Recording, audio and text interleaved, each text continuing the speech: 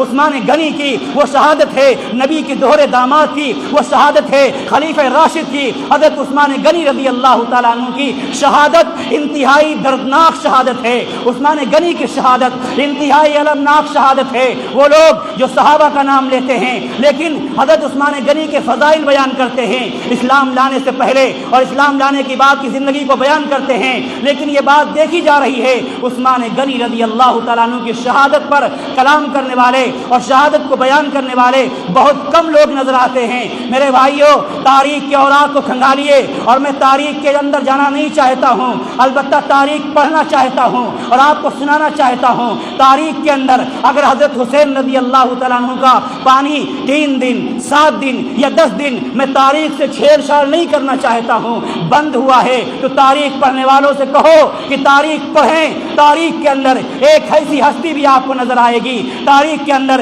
ایک ایسا انسان بھی آپ کو نظر آئے گا، تاریخ کے اندر ایک ایسی شخصیت بھی آپ کو نظر آئے گی جس کا پانی 3 دن نہیں، 7 دن نہیں، 10 دن نہیں، 20 دن نہیں، پورے 40 دن تک حضرت عثمان غنی رضی اللہ تعالیٰ عنہ کا پانی بند کر دیا گیا تھا۔ میرے بھائی بزرگوں، حضرت عثمان غنی رضی اللہ تعالیٰ عنہ بہت خوبیوں کے حامل انسان تھے۔ حضرت عثمان غنی رضی اللہ تعالیٰ عنہ کی 2 صفت بہت عام ہیں۔ ایک تو آپ غنی تھے، سخی تھے، اللہ کے راستے میں اپنے مال کو خرچ کرنا جانتے تھے، اور دوسرے باحیا تھے، باشرم تھے۔ اللہ کے پاک پیغمبر حضرت محمد الرسول اللہ صلی اللہ علیہ وسلم بیٹھے ہوئے ہیں، آپ کے سامنے حضرت ابو بکر صدیق رضی اللہ عنہ ہیں، حضرت عمر فاروق رضی اللہ عنہ ہیں، آپ پیر پھیلائے ہوئے بیٹھے ہیں، آپ کا زانو مبارک کا کچھ حصہ کھلا ہوا ہے، لیکن جیسے حضرت عثمان غنی رضی اللہ تعالیٰ عنہ اللہ کے نبی کے پاس آتے ہیں، آقا صلی اللہ علیہ وسلم صحیح ہو کر کے بیٹھ جاتے ہیں اور اپنے زانوں کو چھپا دیتے ہیں۔ صحابہ نے کہا کہ اللہ کے نبی کیا بات ہے، ابو بکر رضی اللہ عنہ بیٹھے تھے، عمر رضی اللہ عنہ بیٹھے تھے، آپ اسی طریقے سے بے تکلفی کے ساتھ بیٹھے تھے، لیکن جب عثمان غنی رضی اللہ تعالیٰ عنہ آتے ہیں تو آپ باادب ہو کے بیٹھ جاتے ہیں، آپ صحیح ہو کے بیٹھ جاتے ہیں۔ آخر کیا وجہ ہے؟ اللہ کے نبی نے کہا کہ لوگوں، عثمان اتنا باحیا انسان ہے کہ مجھے بھی اور اللہ رب العزت کے فرشتے بھی عثمان غنی کو دیکھ کے حیا اور شرم کیا کرتے ہیں۔ اللہ کے پاک پیغمبر صلی اللہ علیہ وسلم ارشاد فرماتے ہیں کہ ایک دن میرے پاس سے عثمان غنی رضی اللہ تعالیٰ عنہ گزر رہے تھے، ایک فرشتے نے آ کر کے مجھ سے کہا کہ مجھے عثمان غنی کو دیکھ کر بڑی حیا اور شرم آتی ہے، کیونکہ ان کی قوم کے لوگ عثمان غنی رضی اللہ تعالیٰ عنہ کو شہید و ذبح کر دیں گے۔ میرے بھائی بزرگوں، دوستو، آپ کا نام عثمان ہے، ذو النورین لقب ہے۔ اللہ کے پاک پیغمبر صلی اللہ علیہ وسلم کے جو 5ویں نمبر کے دادا ہیں، جن کا نام عبد مناف ہے، یہ عبد مناف کے 2 بیٹے ہیں، ایک سے حضرت عثمان غنی رضی اللہ تعالیٰ عنہ کا نسب چلتا ہے اور دوسرے سے آقا صلی اللہ علیہ وسلم کا نسب چلتا ہے، گویا کہ اوپر جا کر کے آقا صلی اللہ علیہ وسلم اور عثمان غنی رضی اللہ تعالیٰ عنہ کا نسب ایک ہو جاتا ہے۔ میرے بھائی بزرگوں، عثمان غنی رضی اللہ تعالیٰ عنہ کو آقا صلی اللہ علیہ وسلم سے 4 رشتہ داریاں تھیں۔ ایک تو حضرت عثمان غنی رضی اللہ عنہ کے جو 5ویں نمبر کے دادا ہیں اور آقا صلی اللہ علیہ وسلم کے جو 5ویں نمبر کے دادا ہیں، دونوں ایک ہو جاتے ہیں۔ دوسرے یہ کہ حضرت عثمان غنی رضی اللہ تعالیٰ عنہ کی جو نانی ہیں وہ آقا صلی اللہ علیہ وسلم کی سگی پھوپھی ہیں، تو گویا کہ عثمان غنی رضی اللہ تعالیٰ عنہ آقا صلی اللہ علیہ وسلم کے سگی پھوپھی ذات بہن کے بیٹے ہیں۔ تو اس طریقے سے حضرت عثمان غنی اور آقا صلی اللہ علیہ وسلم کی دوسری رشتہ داری ہے حضرت عبداللہ رضی اللہ عنہ، جو آقا صلی اللہ علیہ وسلم کے والد محترم ہیں، ان کی پیدائش اور حضرت عثمان غنی رضی اللہ تعالیٰ عنہ کی جو نانی ہیں ام حکیم بیضہ، ان کی پیدائش جڑواں ہوتی ہے، گویا کہ آقا صلی اللہ علیہ وسلم کی سگی پھوپھی حضرت عثمان غنی رضی اللہ تعالیٰ عنہ کی سگی نانی ہیں۔ تیسرے نمبر کے مسلمان ہیں حضرت ابو بکر صدیق رضی اللہ تعالیٰ عنہ کی دعوت پر ایمان قبول کرتے ہیں۔ آپ سے پہلے صرف 3 لوگوں نے اسلام قبول کیا، چوتھے اسلام قبول کرنے والے حضرت عثمان غنی رضی اللہ تعالیٰ عنہ ہیں، اور جب ایمان اور اسلام قبول کرتے ہیں قریش کے ظالموں نے حضرت عثمان غنی رضی اللہ تعالیٰ عنہ کو ایمان اور اسلام لانے کی پاداش میں بے انتہا ظلم کیا، مارا اور ستایا۔ تاریخ گواہ ہے عثمان غنی رضی اللہ عنہ کے چاچا نے حضرت عثمان غنی کو رسیوں سے باندھ دیا اور یہ اعلان کر دیا، عثمان جب تک اس خدا کا انکار نہیں کر دے گا، جب تک تو مذہب اسلام کا انکار نہیں کر دے گا، جب تک محمد الرسول اللہ کا انکار نہیں کر دے گا، میں اس وقت تک تجھے نہیں کھولوں گا۔ حضرت عثمان غنی رضی اللہ عنہ نے رب کعبہ کی قسم کھا کے کہا، اے ظالموں سن لو، میں رب کعبہ کی قسم کھا کے کہتا ہوں اگر تم مجھے زندگی بھر نہیں کھولو گے میں اسی طریقے سے بندھا رہوں گا، تمہاری سزائیں برداشت کرتا رہوں گا، تمہارے ظلم برداشت کرتا رہوں گا، لیکن اللہ سے، اس کی کتاب سے، آقا صلی اللہ علیہ وسلم سے اور مذہب اسلام سے کبھی منہ نہیں موڑوں گا۔ تاریخ گواہ ہے ظالموں نے ظلم کرتے کرتے، ظالم ظلم کرتے کرتے تھک گئے، بالآخر مجبور ہو کر کے عثمان غنی رضی اللہ تعالیٰ عنہ کو رہا کر دیا۔ جب عثمان غنی رضی اللہ تعالیٰ عنہ کو رہا کر دیا گیا، عثمان غنی رضی اللہ عنہ اپنی بیوی بچوں کے ساتھ سب سے پہلے ملک حبشہ کی جانب ہجرت فرمائی، اور آقا صلی اللہ علیہ وسلم نے فرمایا کہ حضرت ابراہیم اور حضرت لوط علیہ السلام کے بعد عثمان غنی اس تاریخ کے اور اس دنیا کے وہ واحد انسان ہیں جو اپنے اہل و عیال کے ساتھ حبشہ کی جانب ہجرت کر کے جا رہے ہیں۔ کافی مدت تک حضرت عثمان غنی رضی اللہ تعالیٰ عنہ حبشہ کے اندر رہتے ہیں، لیکن بعد میں حبشہ سے ہجرت کر کے واپس مکہ آتے ہیں۔ آقا صلی اللہ علیہ وسلم مکے سے ہجرت کر کے مدینہ منورہ چلے جاتے ہیں۔ عثمان غنی رضی اللہ تعالیٰ عنہ بھی مکے سے پھر دوبارہ ہجرت کرتے ہیں اور ہجرت کر کے مدینہ المنورہ چلے جاتے ہیں۔ اسی وجہ سے حضرت عثمان غنی رضی اللہ تعالیٰ عنہ کو ذو الہجرتین کہا جاتا ہے۔ یہ شرف اللہ رب العزت نے صرف یہ شرف صرف حضرت اللہ رب العزت نے حضرت عثمان غنی رضی اللہ تعالیٰ عنہ کو عطا فرمایا کہ آپ نے دو ہجرتیں فرمائیں، ایک حبشہ کی جانب ہجرت فرمائی اور دوسرے مدینہ کی جانب ہجرت فرمائی۔ اسی طریقے سے آپ کا لقب ذو النورین ہے۔ اللہ کے پاک پیغمبر صلی اللہ علیہ وسلم نے جب حضرت عثمان غنی رضی اللہ عنہ نے ایمان قبول کیا، اپنی بیٹی حضرت رقیہ رضی اللہ عنہا کا نکاح عثمان غنی کے ساتھ کر دیا، لیکن غزوہ بدر کے موقع پر حضرت رقیہ رضی اللہ عنہا بیمار ہو جاتی ہیں اور اسی بیماری میں انتقال کر جاتی ہیں۔ آقا صلی اللہ علیہ وسلم نے اپنی دوسری بیٹی ام کلثوم رضی اللہ عنہا کا نکاح حضرت عثمان غنی رضی اللہ عنہ کے ساتھ فرمایا، اور جب ان کا انتقال ہو گیا، علامہ عبدالشکور لکھنوی رحمۃ اللہ علیہ لکھتے ہیں کہ آقا صلی اللہ علیہ وسلم نے اس وقت عثمان غنی رضی اللہ عنہ سے یہ بات فرمائی تھی، عثمان اب میرے کوئی بیٹیاں نہیں ہیں، رب کعبہ کی قسم اگر اللہ مجھے 40 بیٹیاں دیتا اور ایک کے بعد دیگرے بیٹی کا انتقال ہوتا رہتا، میں 40 کی 40 بیٹیاں تیرے نکاح میں دے دیتا، کیونکہ عثمان اگر مجھ سے بہتر کوئی خسر نہیں ہے تو تجھ سے بہتر بھی کوئی داماد نہیں ہے۔ میرے بھائی بزرگوں،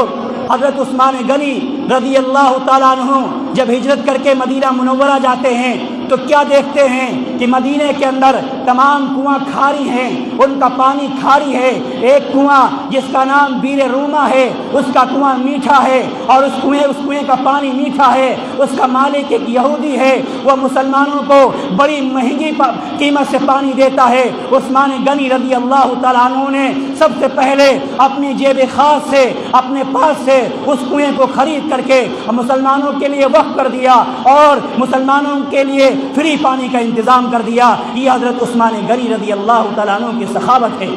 تاریخ پڑھیے، تاریخ کے اندر بے پناہ عثمان غنی رضی اللہ عنہ کی سخاوت کے واقعات لکھے ہوئے ہیں۔ آقا صلی اللہ علیہ وسلم نے غزوہ تبوک کے اوپر آقا صلی اللہ علیہ وسلم کے لیے تمام لشکر کا انتظام حضرت عثمان غنی رضی اللہ عنہ نے فرمایا۔ 10,000 اشرفیاں آقا صلی اللہ علیہ وسلم کی گود ملا کر کے ڈال دی۔ آقا صلی اللہ علیہ وسلم ان اشرفیوں کو دیکھ رہے ہیں اور یہ دعا دے رہے ہیں کہ اے اللہ میں عثمان سے راضی ہوں، آپ بھی عثمان سے راضی ہو جائیے۔ اور صحابہ سے کہا کہ عثمان کے لیے دعا کریے اور کہیے کہ اے اللہ ہم عثمان سے راضی ہیں، آپ بھی عثمان سے راضی ہو جائیے۔ اور آقا صلی اللہ علیہ وسلم نے تقریباً 6 مرتبہ تمام صحابہ کے سامنے حضرت عثمان غنی رضی اللہ تعالیٰ عنہ کے بارے میں جنتی ہونے کا پروانہ دیا۔ آقا صلی اللہ علیہ وسلم نے 6 مرتبہ تمام صحابہ کے سامنے عثمان غنی رضی اللہ عنہ کے بارے میں کہا کہ یہ جنتی ہیں، جس کو جنتی دیکھنا ہے وہ عثمان غنی رضی اللہ عنہ کو دیکھ لے۔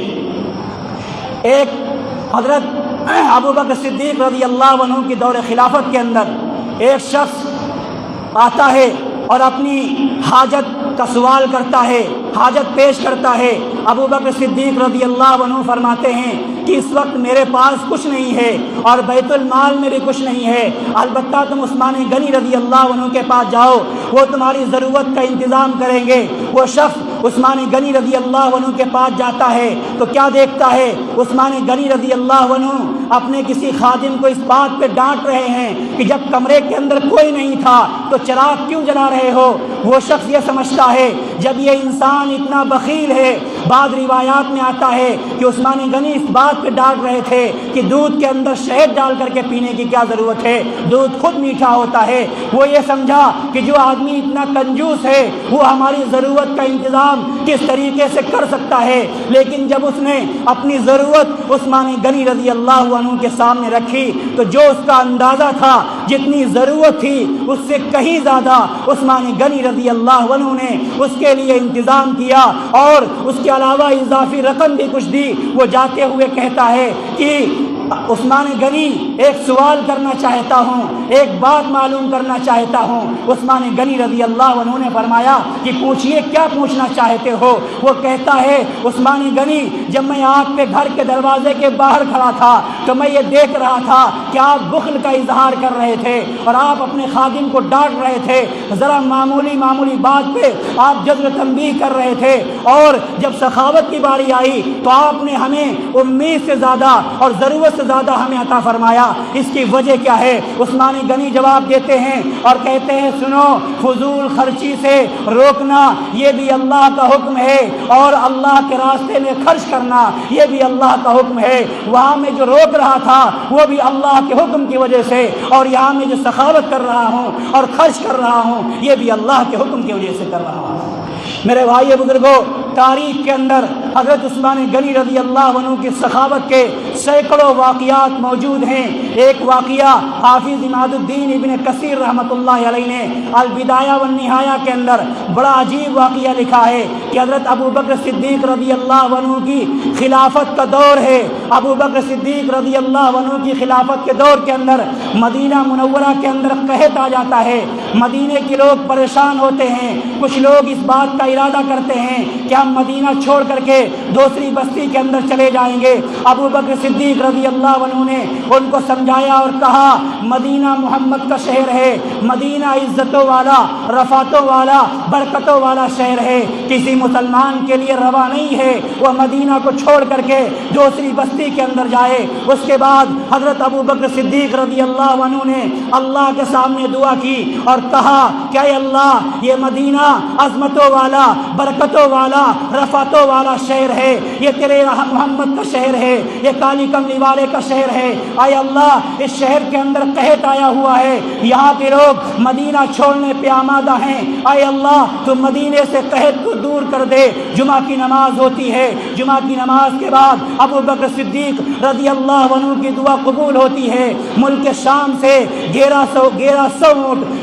گلے سے لدے ہوئے مکہ المکرمہ اور سے ہو کر کے مدینہ منورہ کے اندر آتے ہیں۔ مسلمان خوش ہو جاتے ہیں اور یہ سمجھتے ہیں جو ہمارا فقر فاقہ تھا وہ ختم ہوگا اور پھر خوشی کے دن آئیں گے، لیکن کسی کو یہ معلوم نہیں ہے کہ اس 1100 اونٹ کا مالک کون ہے اور اس پہ لدے ہوئے گلے کا مالک کون ہے۔ شام کا وقت ہوتا ہے، معلوم ہوتا ہے یہ حضرت عثمان غنی رضی اللہ عنہ کا مال ہے۔ مدینے کے بیپاری، مدینے کے خریدار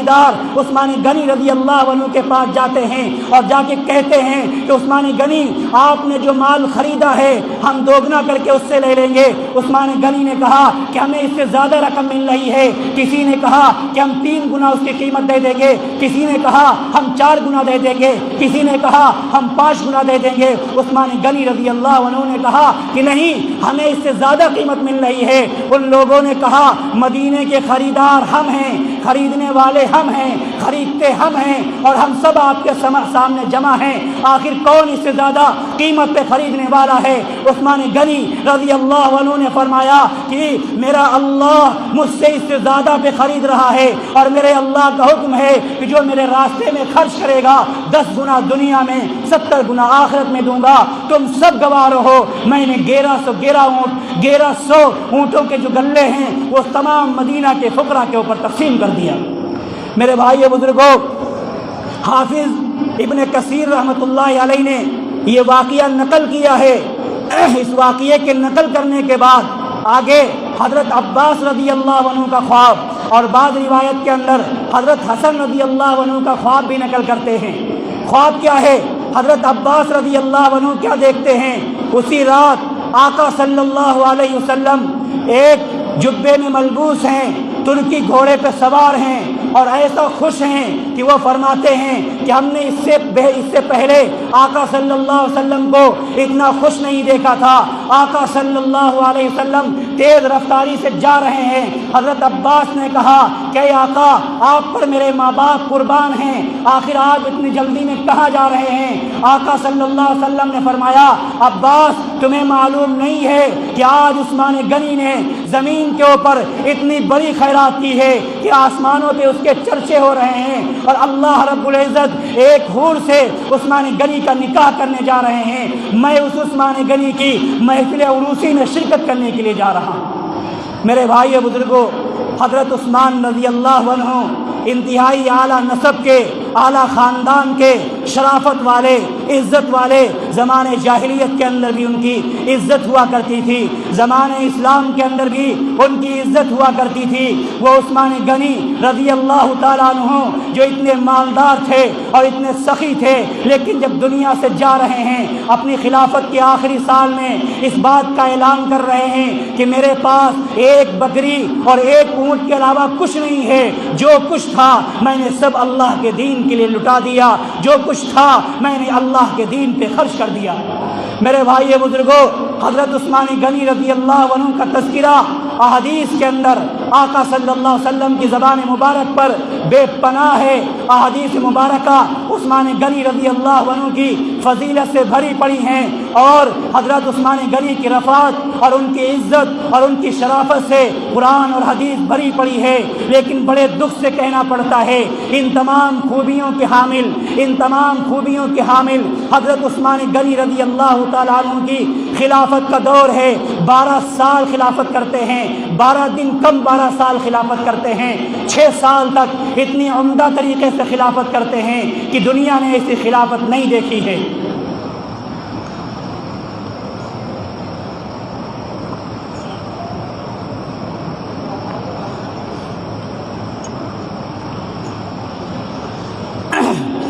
حضرت عثمان غنی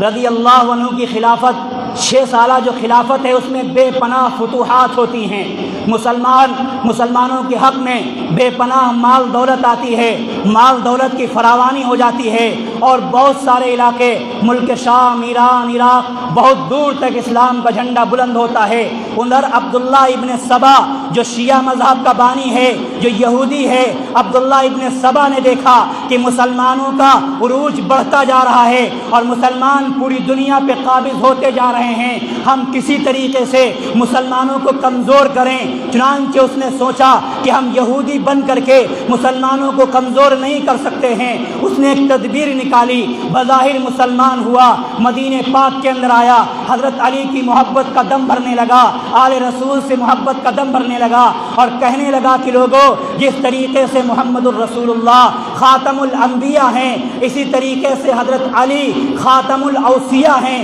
علی وصی اللہ ہیں، اللہ کی وصیت علی کے حق میں ہے۔ عثمان غنی رضی اللہ عنہ کو بادشاہت کا اور خلافت کا کوئی حق نہیں ہے۔ یہ تحریک اس نے شروع کی، کچھ بھولے بھالے مسلمان، کچھ منافق، کچھ یہودیوں کو اس نے اپنے جال میں لیا، لیکن یہاں سے جب ناکام ہوا بصرہ جاتا ہے، وہاں یہی تحریک چھیڑتا ہے، کوفہ جاتا ہے، وہاں یہی تحریک چھیڑتا ہے، اس کے بعد ملک شام جاتا ہے اور وہاں یہی تحریک چھیڑتا ہے، لیکن ان تمام جگہوں پہ اس کو بظاہر ناکامی ملتی ہے۔ چند لوگوں کے علاوہ بقیہ لوگ اس کی بات ماننے سے انکار کر دیتے ہیں۔ ادھر یہ ملک شام جاتا ہے، ملک شام جا کر کے وہاں اپنا جال پھیلاتا ہے، مسلمانوں کو بہکاتا ہے، مسلمانوں کو ورگلاتا ہے، مسلمانوں کو سمجھاتا ہے اور کہتا ہے مسلمانوں علی خلیفہ ہونے چاہیے، علی تمہارے حاکم ہونے چاہیے، علی تمہارے بادشاہ ہونے چاہیے، حضرت علی تمہارے گورنر ہونے چاہیے، حضرت عثمان کو بادشاہت کا، عثمان کو امیر المومنین ہونے کا حق نہیں ہے۔ اس کے دل میں حضرت عثمان غنی رضی اللہ تعالی عنہ کے خلاف عداوت بھری ہوئی تھی۔ ایک جماعت کو عثمان غنی رضی اللہ عنہ کے خلاف تیار کیا اور لمبا واقعہ ہے، ہر جگہ سے جھوٹے خطوط روانہ کرنے لگا، حضرت عثمان غنی رضی اللہ عنہ کی شکایت کرنے لگا، عثمان غنی رضی اللہ عنہ کے جو وزراء ہیں اور ان کے جو حاکم ہیں اور گورنر ہیں ان پر کیچڑ اچھالنے لگا۔ نتیجہ یہ ہوا کہ عبید بن سرا یہ مدینے کا، یہ مصر کا گورنر ہے، مصر کے لوگ عبید بن سرا سے ناراض ہیں، چنانچہ عبید بن سرا کو حضرت عثمان غنی رضی اللہ تعالیٰ عنہ نے معزول کر دیا اور محمد بن ابی بکر کو ان کی جگہ حاکم اور گورنر بنایا، اور حاکم اور گورنر بنا کر کے ایک لشکر کے ساتھ، انصار اور مہاجرین کے لشکر کے ساتھ ان کو مدینہ سے ملک مصر جانب روانہ کر دیا۔ راستے میں کیا دیکھا؟ ایک حبشی غلام ہے، وہ تیزی سے جا رہا ہے۔ محمد بن ابو بکر نے ان کو پکڑا اور پکڑنے کے بعد پوچھا تم کون ہو اور کہاں جا رہے ہو؟ اس نے کہا کہ ہم حضرت عثمان غنی کے غلام ہیں اور ہم جو ہے عبید بن عرش کے پاس، عبید بن سرا کے پاس مصر جا رہے ہیں جو حضرت عثمان غنی رضی اللہ عنہ کا گورنر ہے۔ لوگوں نے کہا کہ عثمان غنی کا گورنر جو اس وقت حضرت محمد بن ابو بکر ہیں اور عبید کو انہوں نے معزول کر دیا ہے، لیکن اس سے معلوم کیا جاتا ہے تمہارے پاس کوئی تحریر ہے؟ وہ منع کر دیتا ہے اور کہتا ہے کہ ہمارے پاس کوئی تحریر نہیں ہے۔ چنانچہ جب اس کی تلاشی لی جاتی ہے تو ایک خط ملتا ہے، اس خط کے اندر لکھا ہوتا ہے کہ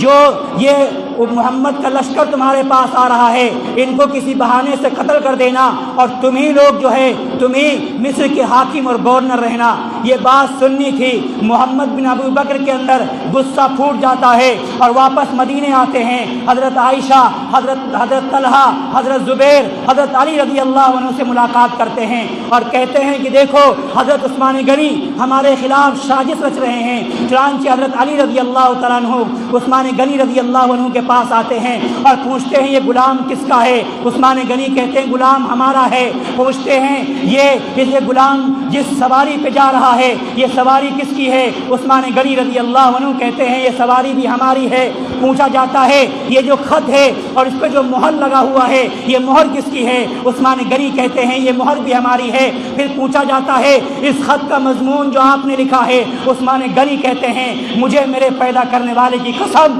مجھے معلوم بھی نہیں ہے اور میں نے لکھا بھی نہیں ہے اور میں جانتا بھی نہیں ہوں اس خط کے اندر کیا لکھا گیا ہے۔ جب یہ بات حضرت علی سنتے ہیں مطمئن ہو جاتے ہیں اور یہ بات معلوم ہوتی ہے کہ مروان بن حکم جو حضرت عثمان غنی کا گورنر تھا اس نے یہ سازش رچی تھی۔ چنانچہ محمد بن ابی بکر نے اور ان کے ساتھیوں نے مروان بن حکم کو اپنے قبضے میں لینا چاہا، لیکن عثمان غنی رضی اللہ عنہ جو جود و سخا کے پیکر تھے، عثمان غنی رضی اللہ عنہ جو رحم و کرم کے پیکر تھے، عثمان غنی رضی اللہ عنہ جو رحم دل تھے، انہوں نے سوچا کہ اگر ہم نے مروان بن حکم کو ان کے قبضے میں دیا تو یہ میری موجودگی میں اور میری حکومت کے اندر اس کو قتل کر ڈالیں گے۔ اس لیے حضرت عثمان غنی رضی اللہ عنہ نے مروان بن حکم کو حضرت محمد بن ابی بکر کو دینا مناسب نہیں سمجھا، اور ادھر عبداللہ بن سبا مسلمانوں کے خلاف اور خاص طور سے حضرت عثمان غنی رضی اللہ عنہ کے خلاف سازش رچ رہا ہے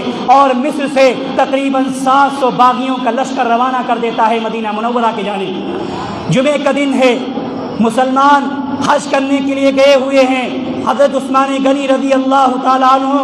مسجد نبوی کے ممبر پہ کھڑے ہو کے خطبہ دے رہے ہیں۔ 200 اور 300 اور 400 تقریباً 700 باغی مسجد نبوی میں داخل ہو جاتے ہیں، ایک باغی کھڑا ہوتا ہے اور کہتا ہے عثمان غنی بیٹھ جاؤ، ہم آپ کی بات سننے کے لیے تیار نہیں ہیں۔ عثمان غنی رضی اللہ تعالیٰ عنہ اپنی بات اسی طریقے سے جاری رکھتے ہیں۔ ایک باغی اور کھڑا ہوتا ہے، ایک ظالم اور کھڑا ہوتا ہے، عثمان غنی رضی اللہ تعالیٰ عنہ پر لعن و طعن کرتا ہے، گالیاں دیتا ہے، آگے بڑھتا ہے۔ عثمان غنی رضی اللہ عنہ کے ہاتھ میں جو مبارک عصا تھا جس کو پکڑ کر کے خطبہ دیا کرتے تھے، وہ ظالم اور باغی آگے بڑھتا ہے، اس عصا کو توڑ کے پھینک دیتا ہے۔ اس ظالم کو یہ بھی معلوم نہیں تھا یہ عصا وہ ہے جسے پیغمبر صلی اللہ علیہ وسلم اپنے مبارک ہاتھ میں پکڑ کر کے خطبہ دیا کرتے تھے۔ عثمان غنی رضی اللہ عنہ نے جب یہ بات دیکھی تو برک اٹھے، رونے لگے اور کہنے لگے ظالموں، یہ وہ مبارک عصا ہے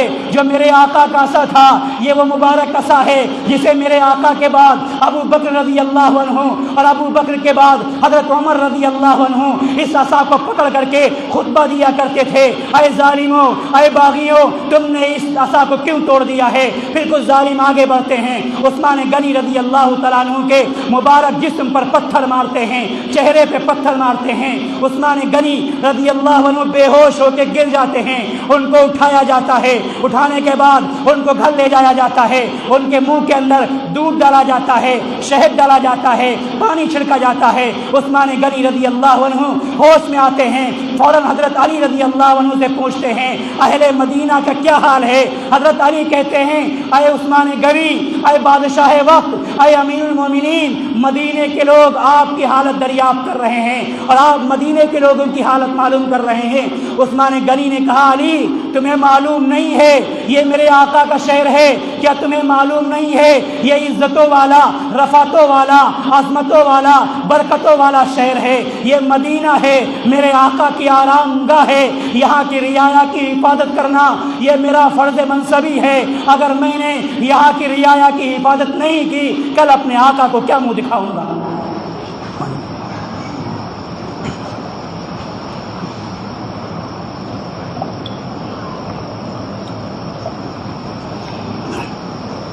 ادھر ظالموں اور باغیوں نے حضرت عثمان غنی رضی اللہ تعالیٰ عنہ کو ان کے گھر کے اندر قید کر دیا اور بند کر دیا اور یہ اعلان کر دیا کہ کسی نے حضرت عثمان غنی رضی اللہ تعالیٰ عنہ کے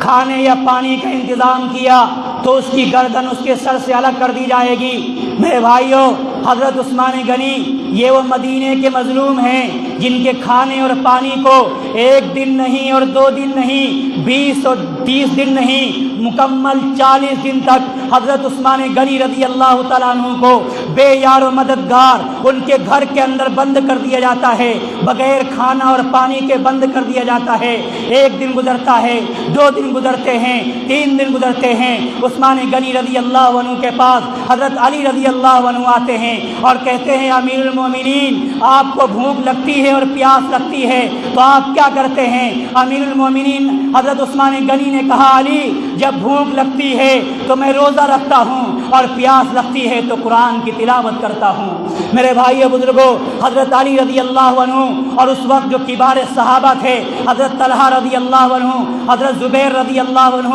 یہ عثمان غنی رضی اللہ عنہ کے پاس آتے ہیں اور آ کے کہتے ہیں کہ آپ ہمیں اجازت دیجئے، ہمیں ظالموں کا اور باغیوں کا اور ان لوگوں کا جو آپ کے خلاف سازش رچ رہے ہیں اور وہ لوگ جو آپ کے قتل کے در پہ ہیں اور وہ لوگ جو آپ کی خلافت کو ختم کرنا چاہتے ہیں، ہم ان کو مدینے سے اکھاڑ پھینکیں گے، ان کو مدینے سے باہر کر دیں گے، آپ ہمیں لڑنے کی اور جہاد کی اجازت دیجئے۔ حضرت عثمان غنی رضی اللہ عنہ نے کہا میں اپنے جیتے جی اپنے آقا محمد الرسول اللہ کے شہر میں لڑنے کی اجازت نہیں دے سکتا ہوں، میں اپنے جیتے جی اپنے آقا محمد الرسول اللہ کے شہر میں قتل غارت گری کی اجازت نہیں دینا چاہتا ہوں، میں اپنے آپ اپنی زندگی کے اندر مدینے کی حرمت کو پامال کرنا نہیں چاہتا ہوں، میں مدینے کی عزت کو، مدینے کے وقار کو، مدینے کے احترام کو باقی رکھنا چاہتا ہوں۔ علی اگر تم مجھ سے محبت کرتے ہو چپ چاپ اپنے گھر کے اندر چلے جاؤ، میں جو بات کہوں اس پہ عمل کرو، میں ہرگز مدینے کے اندر قتل و قتال کی اجازت نہیں دیتا ہوں۔ ادھر سے حضرت امیر معاویہ رضی اللہ عنہ جو ملک شام کے گورنر ہیں وہ اس بات کا پیغام دیتے ہیں عثمان غنی آپ کے لیے ہم ملک شام سے 6000 لشکر بھیجتے ہیں جو آپ کی حفاظت کریں گے۔ حضرت عثمان غنی رضی اللہ عنہ نے ان کی اس پیشکش کو ٹھکرا دیا اور کہا کہ جب مدینے کے اندر باہر سے 6000 لوگ آ جائیں گے تو جب مدینے کے مقامی حضرات ہیں ان کی زندگی تنگ ہو جائے گی، ان کے لیے نان و نفقہ کم پڑ جائے گا، اس لیے ہم باہر سے کسی کو بلانے کی اجازت نہیں دیتے ہیں۔ کسی نے کہا کہ امیر المومنین ہم آپ کو ملک شام بھیج دیتے ہیں یا مکہ المکرمہ چلے جائیے۔ حضرت عثمان غنی رضی اللہ عنہ نے فرمایا کہ میں اس مصیبت کی گھڑی میں اور میں اس دکھ کی گھڑی میں اپنے آقا کا قرب نہیں چھوڑ سکتا ہوں، میں اس مصیبت کی گھڑی کے اندر مدینہ نہیں چھوڑ سکتا ہوں۔ الغرض حضرت علی رضی اللہ عنہ نے اپنے بیٹے حضرت حسن اور حسین کو اور دیگر حضرات صحابہ نے اپنے بیٹوں کو حضرت عثمان غنی رضی اللہ عنہ کے دروازے پہ کھڑا کر دیا اور کہا کسی ظالم کو اور کسی باغی کو اور کسی شرکش کو اندر جانے کی اجازت نہیں ہے، کوئی حضرت عثمان غنی کے خلاف ناپاک سازش نہ کر سکے، اس لیے تم لوگ حضرت عثمان غنی رضی اللہ عنہ کی شہادت، حضرت عثمان غنی کی حفاظت کرو۔ میرے بھائیوں، کربلا کے میدان کے اندر حضرت حسین بھوکے رہتے ہیں، حسین پیاسے رہتے ہیں۔ یہ بھوک اور پیاس کا سبق اسی حضرت عثمان غنی رضی اللہ عنہ کے دروازے سے سیکھ کر کے کربلا کے اندر جاتے ہیں۔ حضرت عثمان غنی رضی اللہ تعالیٰ عنہ جب 20 اور 30 دن ہو جاتے ہیں، ایک دن اپنی مکان کی چھت پہ کھڑے ہوتے ہیں، ظالموں کو اکٹھا کرتے ہیں، باغیوں کو متوجہ کرتے ہیں اور کہتے ہیں ظالموں کیا تمہیں معلوم نہیں ہے میں وہ عثمان غنی ہوں جس کے بارے میں پیغمبر صلی اللہ علیہ وسلم نے مجھے جنت کی بشارت دی ہے؟ ظالموں کیا تمہیں معلوم نہیں ہے میں پیغمبر کا دوہرا داماد ہوں؟ ظالموں کیا تمہیں معلوم نہیں ہے جب مدینے کے اندر مسلمان پیاس سے بلک رہے تھے میں نے بیر روما کا انتظام کیا تھا؟ ظالموں کیا تمہیں معلوم نہیں ہے جب مدینے میں قحط سالی آیا کرتی تھی میں مدینے کے مسلمانوں کے لیے کھانے کا انتظام کرتا تھا؟ ظالموں کیا تمہیں معلوم نہیں ہے جب مسجد نبوی تنگ پڑ گئی تھی، مسلمان زیادہ ہو گئے تھے، میں نے اپنے پیسوں سے مسجد نبوی کو کشادہ کرایا تھا، اس کی مرمت کرائی تھی؟ ظالموں کیا تمہیں معلوم نہیں ہے ایک مرتبہ میں، ابو بکر اور عمر اور محمد الرسول اللہ احد پہاڑ پہ تھے، احد پہاڑ ہلنے لگا تو آقا صلی اللہ علیہ وسلم نے اس پہاڑ سے کہا تھا کہ ہلنا، تیرے اوپر ایک نبی ہے اور ایک صدیق ہے اور 2 شہید ہیں، کیا وہ میں نہیں ہوں؟ میرے بھائیوں، ظالموں نے حضرت عثمان غنی رضی اللہ عنہ کی تقریر سنی، لیکن تقریر سننے کے بعد کچھ بھی اثر نہیں ہوتا ہوا۔ حضرت ابو ہریرہ کہتے ہیں رب کعبہ کی قسم اگر یہ تقریر آسمانوں سے کی جاتی تو آسمان پھٹ جاتے، اگر یہ تقریر زمین سے کی جاتی زمین شک ہو جاتی، اگر یہ تقریر عثمان غنی کی تقریر پہاڑوں سے ہوتی پہاڑ ریزہ ریزہ ہو جاتے، اگر عثمان غنی کی تقریر سمندر سے ہوتی سمندر ابال مار دیتے۔ حضرت ابو ہریرہ فرماتے ہیں رب کعبہ کی قسم اس دن اگر قیامت آ جاتی تو آ جانے کا حق تھا، رب کعبہ کی قسم اگر زمین پھٹ جاتی پھٹ جانے کا حق تھا، رب کعبہ کی قسم اگر اس وقت تمام دنیا کو تہس نہس کر دیا جاتا دنیا کو تہس نہس کرنے کا حق تھا، کیونکہ وہ عثمان غنی جو مسلمانوں کا بادشاہ ہے، وہ عثمان غنی جو نبی کا دوہرا داماد ہے، وہ عثمان غنی جو محمد الرسول اللہ کا رفیق ہے، وہ عثمان غنی جس کے بارے میں اللہ کے نبی نے کہا تھا ہر ایک نبی کا رفیق دوست جنت میں ہوگا، میرا جنت میں دوست عثمان ہے۔ آج وہ عثمان غنی مدینے کے بازار کے اندر مدینے کی گلیوں کے اندر رسوا کیا جا رہا ہے، آج اس عثمان غنی پر پانی بند کر دیا گیا ہے، آج عثمان غنی پر کھانا بند کر دیا گیا ہے۔ تاریخ پڑھیے اور تاریخ کا مطالعہ کریے، رب کعبہ کی قسم تاریخ کے اندر کوئی اتنی مظلوم ہستی نہیں ملے گی جتنی مظلوم حضرت عثمان غنی رضی اللہ عنہ ہیں۔ تاریخ گواہ ہے، تاریخ نے آج تک ایسا انقلاب نہیں دیکھا ہے، تاریخ گواہ ہے۔ وہ لوگ جو حضرت حسین کے نام پر رونے والے ہیں ذرا ان سے پوچھئے حضرت حسین کا پانی 3 اور 4 دن بند رہا، یہاں محمد الرسول اللہ کے دوہرے داماد کا پانی جو ہے 10 اور 20 نہیں 40 دن تک بند رہا۔ میرے بھائیوں، اگر اسلام میں ماتم جائز ہوتا، اگر اسلام ماتم کی اجازت دیتا، رب کعبہ کی قسم اگر اس سرزمین پر کوئی ماتم کے لائق ہے وہ حضرت عثمان غنی رضی اللہ عنہ کی شخصیت ہے۔ وہ عثمان غنی رضی اللہ عنہ جب پیاس سے بےتاب ہو جاتے ہیں حضرت علی رضی اللہ عنہ کو پیغام بھیجتے ہیں اور کہتے ہیں علی میں پیاس سے بلک رہا ہوں، علی میں پیاس سے تڑپ رہا ہوں، میرے لیے پانی کا انتظام کرو۔ حضرت علی رضی اللہ عنہ ایک مشکیزے میں پانی لے کر کے حضرت عثمان غنی رضی اللہ عنہ کے گھر کی جانب بڑھتے ہیں۔ ایک ظالم اور باغی آگے آتا ہے، حضرت علی رضی اللہ عنہ کے مشکیزے کے اوپر تیر مارتا ہے، جس کی وجہ سے مشکیزہ پھٹ جاتا ہے اور پانی گر جاتا ہے۔ ذرا پوچھئے ان لوگوں سے جو میدان کربلا کی داستان بیان کرتے ہیں اور نیزوں کی رودات بیان کرتے ہیں، ان سے کہیے کہ آپ حضرت علی کے مشکیزے کی رودات بھی بتائیے، ان سے کہیے کہ علی رضی اللہ عنہ کس کے لیے پانی لے جا رہے تھے اور کس نے اس پانی کے اس مشکیزے کے اوپر نیزہ اور تیر چلایا ہے، ان سے کہیے کہ ذرا یہ تاریخ بھی ہمارے سامنے پیش کریں۔ حضرت علی رضی اللہ عنہ انتہائی افسردگی کے ساتھ جب سارا پانی زمین میں گر جاتا ہے، اپنی پکڑی سر سے اٹھاتے ہیں اور اچھال کر کے عثمان غنی رضی اللہ عنہ کے گھر کی جانب لٹا دیتے ہیں، تاکہ عثمان غنی رضی اللہ عنہ کو اس بات کا علم ہو جائے اور یہ بات معلوم ہو جائے کہ ہم نے یعنی حضرت علی نے اپنی کوشش کی تھی، لیکن ظالموں نے حضرت علی رضی اللہ عنہ کو بھی اندر جانے کی اور پانی پہنچانے کی اجازت نہیں دی ہے۔ میرے بھائیوں، سینے پہ ہاتھ رکھیے اور عثمان غنی رضی اللہ عنہ کی رودات سنیے، عثمان غنی کی شہادت کو سنیے، اپنے دلوں کو مضبوط کریے اور ان لوگوں کو بتائیے جو حضرت حسین کو قتل کر کے حضرت حسین کے لیے واویلا مچاتے ہیں، ان سے کہیے کہ حضرت عثمان غنی کی شہادت تاریخ کی المناک شہادت ہے۔ ان کو بتائیے کہ عثمان غنی کو شہید کرنے والے عبداللہ ابن سبا اور ان کے ماننے والے ہیں، اور حضرت عثمان غنی رضی اللہ تعالیٰ عنہ کو ان صفحہ ہستی سے مٹانے والے یہی وہ لوگ ہیں جو آج اپنے آپ کو حسینی اور حضرت علی سے محبت کے دعوے دار ہیں۔ عثمان غنی رضی اللہ عنہ کو 40 دن ہو جاتے ہیں، بھوکے اور پیاسے ہیں، گھر کے اندر ہیں، کوئی یار نہیں ہے، کوئی مددگار نہیں ہے، کوئی عثمان غنی رضی اللہ تعالیٰ عنہ کے لیے جو ہے پانی کا انتظام کرنے والا نہیں ہے۔ جب 40 دن ہو جاتے ہیں، جمعہ کا دن ہے، عثمان غنی رضی اللہ تعالیٰ عنہ بیدار ہوتے ہیں، تہجد کے وقت اٹھتے ہیں، کپڑے بدلتے ہیں اور تہجد کی نماز پڑھتے ہیں، اور حضرت نائلہ جو آپ کی وفادار بیوی ہیں ان سے کہتے ہیں میری شہادت کا وقت آ گیا ہے۔ یہ بات سننی تھی، حضرت نائلہ رضی اللہ عنہا رونے لگتی ہیں، چہر جو ہے بلکنے لگتی ہیں اور کہتی ہیں عثمان غنی آپ کو کوئی ذبح نہیں کر سکتا ہے، آپ کو کوئی شہید نہیں کر سکتا ہے۔ عثمان غنی کہتے ہیں کہ میں نے آج خواب دیکھا ہے، میرے آقا کالی کملی والے مدینے کے راجا محمد الرسول اللہ صلی اللہ علیہ وسلم مجھ سے کہہ رہے ہیں عثمان تمہارا روزہ بڑا لمبا ہو گیا ہے،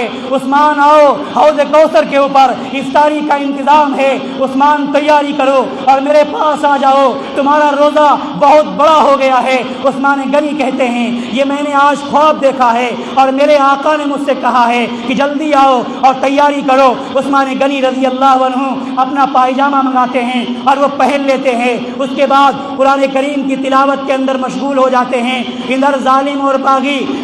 حضرت عثمان غنی رضی اللہ تعالیٰ عنہ کے مکان پر پیچھے سے چھت پہ چڑھاتے ہیں، ایک ظالم آگے بڑھتا ہے، عثمان غنی رضی اللہ تعالیٰ عنہ قرآن پاک کی تلاوت کر رہے ہیں، 82 سال کا بوڑھا، حیا اور وفا کا پیکر، محمد الرسول اللہ کا دورہ داماد، عزت اور وقار اور شریف النسل انسان قرآن کی تلاوت کرتا ہے، ایک ظالم اور باغی آگے بڑھتا ہے، عثمان غنی رضی اللہ عنہ کی داڑھی کو پکڑتا ہے، عثمان غنی کی آنکھوں میں آنسو آ جاتے ہیں اور کہتے ہیں ظالم تم میرے ساتھ ایسا نازیبا سلوک کیوں کر رہے ہو؟ اے ظالموں تم میرے خون کے پیاسے کیوں ہو؟ کیا تمہیں معلوم نہیں ہے کہ اسلام کے اندر 3 آدمی کو قتل کیا جا سکتا ہے؟ ایک وہ شخص جو شادی شدہ ہو اور اس نے زنا کیا ہو اس کو قتل کیا جا سکتا ہے، اور میں گواہی دیتا ہوں میں نے زنا تو چھوڑیے رب کعبہ کی قسم میں نے کبھی کسی غیر محرم کی طرف نگاہ بھی اٹھا کے نہیں دیکھی ہے۔ اسلام میں اس کو قتل کیا جا سکتا ہے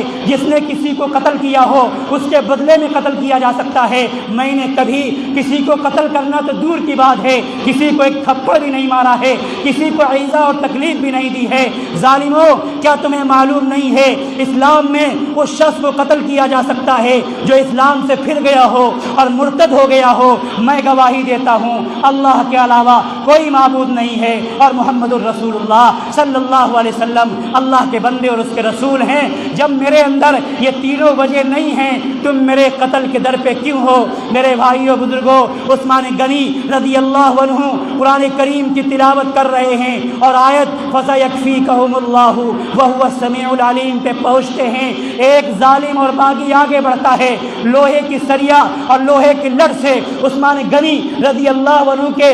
سر پہ اتنی تیز سے مارتا ہے، عثمان غنی کا سر پھٹ جاتا ہے، خون کا فوارہ قرآن کریم کی آیت پہ پڑتا ہے فَسَيَكْفِيكَهُمُ اللَّهُ وَهُوَ السَّمِيعُ الْعَلِيمُ۔ ایک ظالم آگے بڑھتا ہے، وہ عثمان غنی رضی اللہ تعالیٰ عنہ پر دوسرا وار کرتا ہے، جس کی وجہ سے آپ کے سر کے دو ٹکڑے ہو جاتے ہیں۔ اتنے پہ بس نہیں ہے، ایک ظالم حضرت عثمان غنی رضی اللہ عنہ کے سینے پہ سوار ہوتا ہے اور نیزے سے حضرت عثمان غنی رضی اللہ عنہ کے اوپر وار کرتا ہے، 8 یا 10 وار کرتا ہے۔ آپ کی بیوی حضرت نائلہ رضی اللہ عنہ جب بچانے کی کوشش کرتی ہیں تو اس کے نتیجے میں حضرت نائلہ رضی اللہ عنہ کی بھی انگلیاں کٹ جاتی ہیں۔ میرے بھائیوں، تاریخ پڑھیے اور تاریخ کا مطالعہ کیجئے اور دنیا میں گھومیے اور ٹہلیے، آپ کو معلوم ہوگا کہ دنیا کے اندر جب کسی انسان کا انتقال ہو جاتا ہے اس کا دوست بھی دشمن ہو جاتا ہے۔ جب کسی انسان کا انتقال ہو جاتا ہے اور انسان دنیا سے چلا جاتا ہے تو اس کے جو دشمن ہوتے ہیں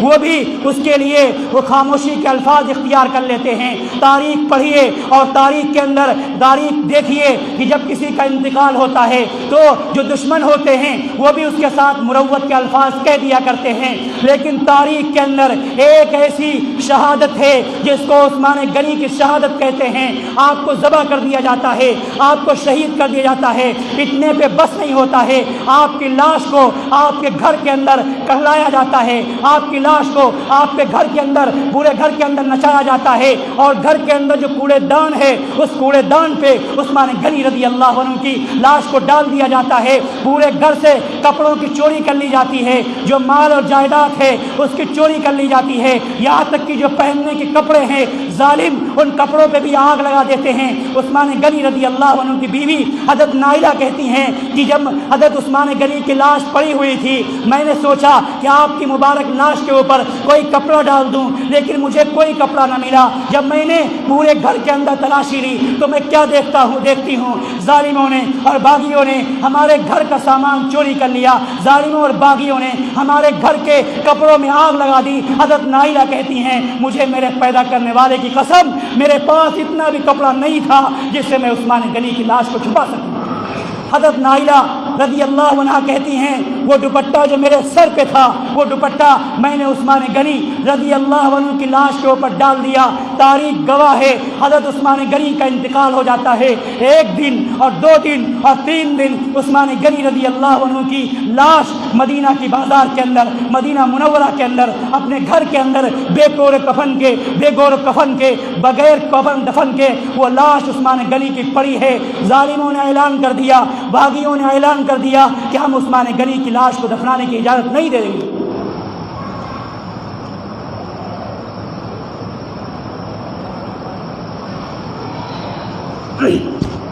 میرے بھائیوں، شہداء تو بہت ہیں، شہداء کی تاریخ بہت ہے، لیکن جتنی المناک اور جتنی دردناک شہادت حضرت عثمان غنی کی ہوئی ہے تاریخ میں اتنی المناک شہادت کسی اور کی نہیں ملتی ہے۔ حضرت نائلہ رضی اللہ عنہ کہتی ہیں کہ 2 دن ہو جاتے ہیں،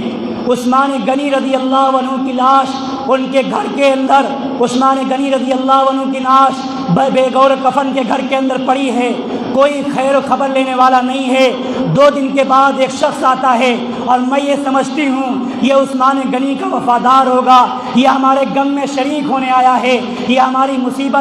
مصیبت کو بانٹنے کے لیے آیا ہے۔ وہ ظالم آگے بڑھتا ہے، عثمان غنی رضی اللہ عنہ کے چہرے سے جو پردہ پڑا ہوا تھا، جو کپڑا پڑا ہوا تھا وہ ہٹاتا ہے اور عثمان غنی کے چہرے پہ تھوک دیتا ہے اور عثمان غنی رضی اللہ عنہ کے چہرے پر زور سے تھپڑ مارتا ہے۔ حضرت نائلہ کہتی ہیں تاریخ نے ایسا جنازہ نہیں دیکھا ہے جب کسی کا انتقال ہو جاتا ہے تو وہ لوگ جن کے سینوں کے اندر اس کے خلاف دشمنی ہوتی ہے ان کی آنکھ ٹھنڈی ہو جاتی ہے۔ عثمان غنی رضی اللہ عنہ کے دشمن وہ ہیں کہ عثمان غنی دنیا سے چلے جاتے ہیں لیکن ان کے سینے کی جو آگ ہے وہ برابر بھڑک رہی ہے اور ٹھنڈی نہیں ہو رہی ہے۔ عثمان غنی کا جنازہ گھر کے اندر پڑا ہے، ایک ظالم آگے آتا ہے، ایک لاٹھی لیتا ہے اور عثمان غنی رضی اللہ عنہ کے جنازے کے اوپر 2 لاٹھی مارتا ہے۔ تاریخ پڑھیے، مولانا ابو الحسن علی میاں ندوی رحمۃ اللہ علیہ المرتضیٰ میں لکھتے ہیں اور یہ بات کہتے ہیں کہ تاریخ کے اندر ایسا جنازہ کسی کا نہیں ہوا۔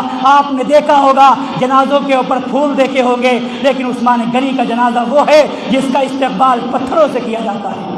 میرے بھائیوں، 3 دن ہو جاتے ہیں عثمان غنی رضی اللہ عنہ کا جنازہ بے گور و کفن ان کے گھر کے اندر پڑا ہوا ہے۔ جب محمد الرسول اللہ صلی اللہ علیہ وسلم کی بیوی ہم سب کی ماں ام حبیبہ رضی اللہ عنہا نے جب یہ ماجرا دیکھا تو اعلان کر دیا اور کہا باغیوں، اگر تم نے عثمان غنی کو دفن ہونے کی اجازت نہیں دی تو اب محمد کی بیوی مدینے کے بازار کے اندر بغیر پردے کے نکل آئیں گی۔ اور سن لو، اگر محمد کی بیوی مدینے کے بازار کے اندر بغیر پردے کے نکل آئیں تو رب کعبہ کی قسم اللہ آسمانوں سے آگ برسا دے گا، اللہ تمہیں ہلاک اور برباد کر دے گا۔ اگر تم نے محمد کے حرم کی حرمت کو پامال کیا، رب کعبہ کی قسم اللہ تمہیں صفحہ ہستی سے مٹا دے گا۔ جب حضرت ام حبیبہ رضی اللہ عنہا کی یہ فریاد ظالموں اور باغیوں نے سنی اور ام حبیبہ رضی اللہ عنہا کی یہ روداد ان ظالموں تک پہنچی تو ظالموں نے چند شرطوں کے ساتھ عثمان غنی رضی اللہ عنہ کو دفنانے کی اجازت دی۔ چند صحابہ حضرت عثمان غنی رضی اللہ عنہ کے جنازے میں شریک ہیں۔ عشاء کے بعد بعض مورخین نے لکھا ہے مغرب کے بعد جنازہ اٹھایا جاتا ہے بغیر غسل کے اور انہی کپڑوں میں دفنا دیا جاتا ہے، انہی خون سے آلود کرتے کے اندر عثمان غنی کا جنازہ اٹھایا جاتا ہے۔ اور آگے آگے حضرت نائلہ رضی اللہ عنہا لانٹین لیے ہوئے روشنی کا انتظام کر رہی ہیں، پیچھے سے صحابہ کا مختصر گروہ حضرت عثمان غنی رضی اللہ عنہ کے جنازے کو لے کر مدینے کی گلیوں اور بازاروں سے گزر رہا ہے۔ میرے بھائیوں، آپ نے ایسے جنازے تو دیکھے ہوں گے جن جنازوں کا استقبال پھولوں سے اور مالوں سے کیا گیا ہو، آپ نے ایسے جنازے بہت سارے سنے ہوں گے جن کا استقبال بینڈ اور بازے سے کیا گیا ہو، آپ نے دنیا کے اندر ایسے جنازے تو دیکھے ہوں گے جن کا استقبال کیا گیا ہو لیکن پھولوں سے اور مالوں سے کیا گیا ہو۔ لیکن تاریخ کے اندر ایک ایسا جنازہ بھی ہے جو حضرت عثمان غنی رضی اللہ عنہ کا جنازہ ہے۔ جب یہ جنازہ مدینے کی بازاروں سے نکل رہا ہے، مدینے کی گلیوں سے نکل رہا ہے تو ظالم اور باغی مدینے کے در و دیوار پر اور مدینے کی چھت پہ کھڑے ہو کر کے حضرت عثمان غنی رضی اللہ عنہ کی لاش کے اوپر اور حضرت عثمان غنی رضی اللہ تعالیٰ عنہ کے اوپر پتھر مار رہے ہیں اور اس طریقے سے پتھروں سے حضرت عثمان غنی رضی اللہ تعالیٰ عنہ کے جنازے کا استقبال کیا جا رہا ہے۔ کہیے ان لوگوں سے جو ماتم کرنے والے ہیں اور وہ لوگ جو حضرت علی کی محبت کے اور حسین کی محبت کے دم بھرنے والے ہیں، حضرت حسین رضی اللہ عنہ نے اور حضرت حسن رضی اللہ عنہ نے حضرت عثمان غنی رضی اللہ عنہ کے دروازے پہ پہرا دیا، ظالموں اور باغیوں سے مقابلہ کیا، جس کے نتیجے میں ان کو زخم بھی لگے اور چوٹ بھی آئی اور ظالموں اور باغیوں کو گھر کے دروازے سے داخل نہ ہونے دیا۔ اور جب حضرت عثمان غنی رضی اللہ عنہ شہید ہو جاتے ہیں اور علی رضی اللہ عنہ کو خبر ہوتی ہے تو حضرت علی رضی اللہ عنہ اپنے صاحبزادوں پہ ناراض ہوتے ہیں اور کہتے ہیں کہ عثمان غنی کو ذبح کر دیا گیا، عثمان غنی کو شہید کر دیا گیا، تم لوگ کیا کر رہے تھے؟ حضرت حسن اور حسین نے کہا کہ ہم لوگ دروازے پہ کھڑے ہوئے حضرت عثمان کی حفاظت کر رہے تھے، لیکن ظالم اور باغی مکان کی چھت سے چھلانگ لگا کر کے گھر کے اندر آ کر کے اور انہوں نے حضرت عثمان غنی رضی اللہ عنہ کو شہید کر دیا۔ حضرت عثمان غنی رضی اللہ عنہ کا جنازہ جب آقا صلی اللہ علیہ وسلم کے روضے کے سامنے پہنچتا ہے، بے اختیار صحابہ رونا شروع کر دیتے ہیں، حضرت نائلہ رونا شروع کر دیتی ہیں اور آقا صلی اللہ علیہ وسلم سے کہتی ہیں، بعض مورخین نے یہ بات لکھی ہے اس وقت غیب سے آواز آتی ہے اور یہ بات کہی جاتی ہے، ایک غیب سے ندا آتی ہے، ایک غیب سے آواز آتی ہے اور یہ آواز آتی ہے، اے کالی کملی والے، اے مدینے کے راجا، ذرا سر کو اٹھائیے اور اپنے داماد کا حال دیکھیے، اے مدینے کے راجا، اے کالی کملی والے، ذرا چہرہ اٹھائیے اور حضرت عثمان غنی رضی اللہ عنہ کی مظلومیت دیکھیے، اے آقا ذرا سر کو اٹھائیے اور عثمان غنی کا حال تو دیکھیے، وہ عثمان غنی جس نے مسلمانوں کے لیے پانی کا انتظام کیا تھا، وہ عثمان غنی جس نے مسجد نبوی کو کشادہ کیا تھا، وہ عثمان غنی جس نے مسلمانوں کے لیے ہر سہولت کا انتظام کیا تھا، آج وہی عثمان غنی 40 دن سے بھوکا اور پیاسا اپنے گھر کے اندر بند تھا۔ اے کالی کملی والے، ذرا عثمان کی مظلومیت کو دیکھیے کہ وہ عثمان غنی جس نے دوسروں کے لیے پانی کا انتظام کیا تھا، آج خود پانی سے بلک کر کے دنیا سے جا رہا ہے۔ وہ عثمان غنی جس کو غیروں نے نہیں بلکہ حضرت علی کی محبت کا دم بھرنے والوں نے اور اپنے آپ کو مسلمان کہنے والوں نے شہید کیا ہے۔ اے محمد الرسول اللہ، اے مدینے کے راجا، ذرا حضرت عثمان غنی رضی اللہ تعالیٰ عنہ کا جائزہ بھی لیجیے اور حضرت عثمان غنی کا جنازہ دیکھیے۔ میرے بھائیوں، تاریخ نے بہت سارے جنازے دیکھے ہیں۔ علماء فرماتے ہیں کل میدان بدر ہوگا، بہت سارے صحابہ کی گواہی بدر کا میدان دے گا۔ کل میدان احد ہوگا، بہت سارے صحابہ کی شہادت کی گواہی احد کا میدان دے گا، غزوہ خندق دے گا، نبی کا مسلح دے گا۔ لیکن قربان جائیے، تاریخ کے اندر ایک ایسی شہادت بھی ملتی ہے جس کی شہادت کی گواہی اللہ کا قرآن کلام دے گا، جس کی شہادت کی گواہی اللہ کا کلام قرآن دے گا۔ جب عثمان غنی رضی اللہ عنہ کو شہید کیا جاتا ہے، خون کا فوارہ قرآن کریم کی آیت فَسَيَكْفِيكَهُمُ اللَّهُ وَهُوَ السَّمِيعُ الْعَلِيمُ پہ پڑھتا ہے، پورا قرآن اور قرآن کا ورق حضرت عثمان غنی رضی اللہ عنہ کے خون سے زرد ہو جاتا ہے اور آج بھی وہ قرآن دنیا کے اندر محفوظ ہے اور اسی طریقے سے آج وہ قرآن دنیا کے اندر موجود ہے اور اس قرآن پاک کے اندر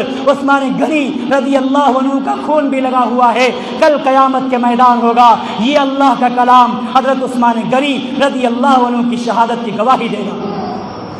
میرے بھائیو بزرگوں، علامہ ابن سیرین رحمۃ اللہ علیہ مدینہ منورہ سے کعبۃ اللہ حج کرنے جاتے ہیں، کیا دیکھتے ہیں؟ ایک ظالم اور باغی کعبے کا طواف کر رہا ہے، کعبے کا غلاف پکڑے ہوئے ہے اور اللہ سے یہ دعا کر رہا ہے کہ اے اللہ، آپ مجھے معاف فرما دیجئے، اور مجھے یہ یقین ہے کہ آپ معاف بھی نہیں فرمائیں گے، آپ مجھے معاف فرما دیجئے، اور مجھے اس بات کا بھی یقین ہے کہ آپ مجھے معاف نہیں فرمائیں گے۔ حضرت علامہ ابن سیرین رحمۃ اللہ علیہ نے کہا، ظالم تجھے کیا ہو گیا ہے؟ تو کہاں کھڑا ہے؟ کس کے سامنے کھڑا ہے اور کیا دعا کر رہا ہے؟ تو یہ دعا کر رہا ہے کہ اے اللہ مجھے معاف فرما دے، اور تو یہ بھی کہتا ہے مجھے معاف بھی نہیں فرمائے گا۔ جب تجھے یہ معلوم ہے کہ اللہ معاف نہیں فرمائے گا تو ایسی دعا کیوں کرتا ہے؟ وہ ظالم اور باغی آگے آتا ہے، علامہ محمد بن سیرین رحمۃ اللہ علیہ سے کہتا ہے، ہاں محمد بن سیرین، میں انہی بدبختوں میں سے ہوں، میں انہی ظالموں میں سے ہوں، میں انہی سرکشوں میں سے ہوں جنہوں نے حضرت عثمان غنی کو شہید کیا تھا، اور شہید ہی نہیں کیا تھا بلکہ عثمان غنی رضی اللہ عنہ کی لاش کی بے حرمتی کی تھی۔ اس وقت میرے لیے حضرت نائلہ نے 3 بددعا کی تھی، یا اللہ اس کے ہاتھ کو شل کر دے، دیکھو میرا یہ ہاتھ سوکھ کر کے لکڑی ہو گیا ہے، یا اللہ تو اسے اپاہج اور اندھا کر دے، دیکھ میرے آنکھوں کی بینائی ختم ہو گئی ہے۔ اور حضرت نائلہ نے تیسری دعا یہ کی تھی، یا اللہ تو اسے کبھی معاف نہ فرمائیے گا۔ تو یہ حضرت نائلہ کی دعا ہے جو میں اپنے اللہ سے کر رہا ہوں، اور چونکہ میں اتنا ظالم ہوں، نبی کے داماد کا قاتل ہوں، میں مجرم ہوں، میں عثمان غنی رضی اللہ تعالیٰ عنہ کو شہید کرنے والا ہوں، وہ عثمان غنی رضی اللہ تعالیٰ عنہ کو بے یار و مددگار ظلمن قتل کرنے والا، بغیر کسی وجہ کے شہید کرنے والا ہوں، اس لیے مجھے امید ہے کہ میری دعا اللہ قبول نہیں فرمائیں گے۔ میرے بھائیوں، ادھر دمشق کے اندر حضرت امیر معاویہ رضی اللہ تعالیٰ عنہ بہت سارے شیوخ کو خطاب کر رہے ہیں اور یہ بات کہہ رہے ہیں۔ ان کے ہاتھ میں حضرت نائلہ کی کٹی ہوئی انگلیاں ہیں، حضرت عثمان رضی اللہ عنہ کا ایک خون سے لت پت کپڑا بھی ہے، اور مسلمانوں سے خطاب کر کے کہہ رہے ہیں، مسلمانوں تم یہاں خواب خرگوش سے سوئے ہوئے ہو، تمہارے خلیفہ کے ساتھ، تمہارے بادشاہ کے ساتھ، امیر المومنین کے ساتھ، نبی کے دوہرے داماد کے ساتھ، حیا کے پیکر کے ساتھ، اخلاص کے پیکر کے ساتھ، صدق و صفا کے ساتھ، پیغمبر کے وفادار کے ساتھ، عثمان غنی رضی اللہ عنہ کے ساتھ انتہائی نازیبا سلوک کیا گیا ہے۔ ظالموں اور باغیوں نے عثمان غنی کو ظلماً شہید کر دیا ہے، اور شہید ہی نہیں کیا ہے بلکہ ان کی لاش کی بے حرمتی کی ہے، ان کو بڑی مشکلوں سے مدینے کے اندر دفن کرنے کی اجازت دی ہے۔ راوی کہتے ہیں یہ حضرت امیر معاویہ رضی اللہ عنہ دمشق کی جامع مسجد میں خطاب کر رہے ہیں، 60,000 کا مجمع ہے، تمام شیوخ رو رہے ہیں۔ میں جب باہر نکلتا ہوں تو کیا دیکھتا ہوں، اس مسجد کے باہر ایک اپاہج پڑا ہوا ہے، ایک ایسا شخص پڑا ہوا ہے جس کی شکل بگڑی ہوئی ہے، ہاتھ شل ہو گئے ہیں، آنکھوں کی بینائی ختم ہو گئی ہے۔ میں نے کہا تو یہاں کیوں پڑا ہے، اے بدبخت تو کون ہے؟ وہ کہتا ہے سنو، میں وہی بدبخت ہوں جنہوں نے عثمان غنی کو ظلماً شہید کیا ہے، میں وہی بدبخت ہوں جس نے عثمان غنی کو ظلماً مارا ہے، ان کے چہرے پہ تھوکا ہے اور کھنجروں سے اور نیزوں سے ان کے سینے پہ وار کیے ہیں، ان کے جسم کو چلنے کیا ہے، ان کے جسم کو چھلنے کیا ہے، ان کے کپڑوں کو جلایا ہے، ان کی حرم حضرت نائلہ کے ساتھ بے حرمتی کا معاملہ کیا ہے۔ میں وہی بدبخت ہوں، اور دیکھو میرا حال کیا ہے۔ دنیا والوں کو بتاؤ عثمان حق پہ تھے، دنیا والوں کو بتاؤ عثمان صدق و صفا کے پیکر تھے، دنیا والوں کو بتاؤ عثمان جنتی تھے، دنیا والوں کو بتاؤ عثمان حق پہ تھے، اور ہم ناحق ہیں۔ دیکھو ہمارے ہاتھ شل ہو گئے ہیں، دیکھو ہمارے پیر اپاہج ہو گئے ہیں، دیکھو ہمارے آنکھوں کی بینائی سلب ہو گئی ہے۔ تم میرے جسم کا حال جاؤ اور دنیا والوں کے سامنے بیان کرو، اور دنیا والوں کے سامنے بتاؤ اگر کسی نے نبی کی صحابہ کے ساتھ دشمنی کی ہے، اگر کسی نے نبی کے صحابہ کے ساتھ عداوت کا معاملہ کیا ہے، اگر کسی نے عثمان غنی کے ساتھ ظلم کا معاملہ کیا ہے، تو اس کا انجام یہی ہوگا، یہی ہوگا، یہی ہوگا۔ میرے بھائیو بزرگوں، عثمان غنی کل بھی مدینے کے اندر مظلوم تھے، عثمان غنی آج بھی مظلوم ہیں۔ کیا آپ کو معلوم نہیں ہے آج ہمارے درمیان ایک وہ طبقہ ہے جو عثمان غنی کو گالی دینا، عثمان غنی رضی اللہ عنہ کی بے حرمتی کرنا، عثمان غنی رضی اللہ تعالیٰ عنہ کی شان میں طعن و تشنیع کرنا عبادت سمجھتا ہے۔ ایک وہ فرقہ ہے جو یہ بات کہتا ہے میں اس خدا کو خدا ماننے کے لیے تیار نہیں ہوں جس نے نعوذ باللہ عثمان جیسے بدماش کو مدینے کا حاکم اور گورنر بنا دیا ہے۔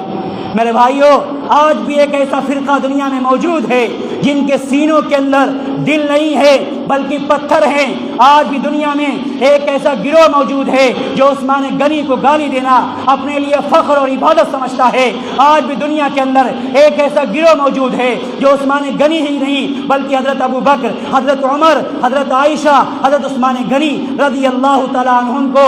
گالیاں دیتا ہے، برا بھلا کہتا ہے، سر عام ان کی بے عزتی کرتا ہے۔ میں آپ کو ایک واقعہ سناتا ہوں۔ مولانا عبدالشکور لکھنوی رحمۃ اللہ علیہ نے ایک واقعہ لکھا ہے۔ وہ فرماتے ہیں کہ لکھنؤ کی چوک کے اندر ایک شخص نے حضرت اماں عائشہ کو، حضرت ابو بکر کو، حضرت عمر کو، حضرت عثمان کو گالیاں دی، برا بھلا کہا۔ پوری رات حضرات صحابہ جو مقدس شخصیات ہیں، وہ حضرات صحابہ جن کی تعریف خود خدا کر رہا ہے، وہ حضرات صحابہ جن کی تعریف خود اللہ کر رہا ہے، وہ حضرات صحابہ جن کی تعریف خود محمد الرسول اللہ کر رہے ہیں، قرآن جن کی تعریف سے رطب اللسان ہے، آقا صلی اللہ علیہ وسلم کی حدیثیں جن کی تعریف سے بھری پڑی ہیں، لیکن ایک ایسا بدماش طبقہ دنیا میں آج بھی موجود ہے جن کے یہاں ابو بکر کو، عمر کو، عائشہ کو اور عثمان غنی کو گالی دینا عبادت ہے، اور سب سے بڑی عبادت ہے۔ مولانا عبدالشکور لکھنوی رحمۃ اللہ علیہ اپنا واقعہ بیان کرتے ہیں اور کہتے ہیں مدینے کی چوک،